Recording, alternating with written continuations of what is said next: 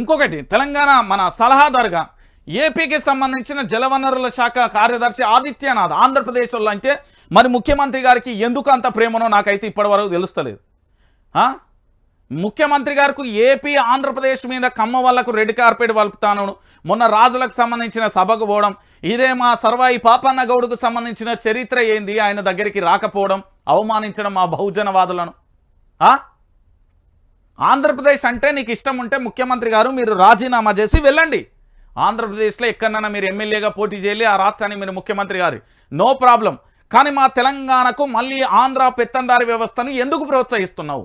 మొన్న mega company లంగా దొంగ ఇంటి కదా, మరి నీ కొడంగల్ నియోజకవర్గంలో 4,000 కోట్ల పైగా టెండర్ చేస్తున్నది ఎవరు? మెగా కంపెనీ కదా. తీద్దామా ఆధారాలు?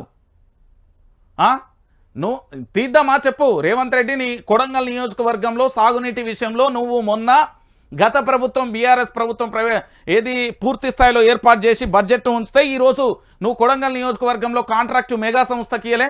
సిగ్గు అనిపిస్తలేదు? ఇది ఆనాడు నేనే మాట్లాడినా నేనే ఇస్తానా, ఏంటి ఘోరమైన పరిస్థితి అనిపిస్తలేదు?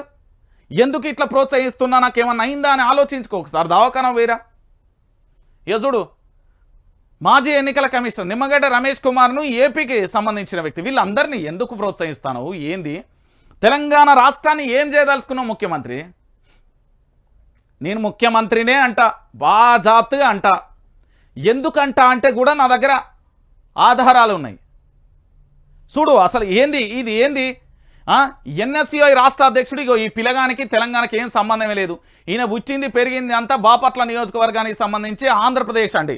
ఆంధ్రప్రదేశ్కు సంబంధించి బాపట్ల నియోజకవర్గం, చిన్న కొత్తపల్లికి సంబంధించి బాపట్ల ఆంధ్రప్రదేశ్కు సంబంధించి.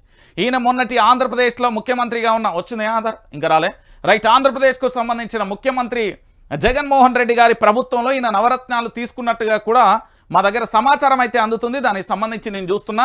ఇగో ఈ పిల్లగాని ఓటర్ ఐడి కూడా బాపట్లనే ఉన్నది. ఈ పిల్లగాడు చదువుకున్నది, ఈయన చరిత్ర మొత్తం బాపట్ల నియోజకవర్గం ఆంధ్రప్రదేశ్కు సంబంధించి. ఈయనను ఎట్లా తెలంగాణ ఎన్ఎస్యుఐ రాష్ట్ర అధ్యక్షుడిగా నియమిస్తారు అనేది కూడా తెలంగాణ ప్రాంత బిడ్డలందరికీ కూడా చెప్పాల్సిన బాధ్యత రేవంత్ రెడ్డి మీద ఉన్నది.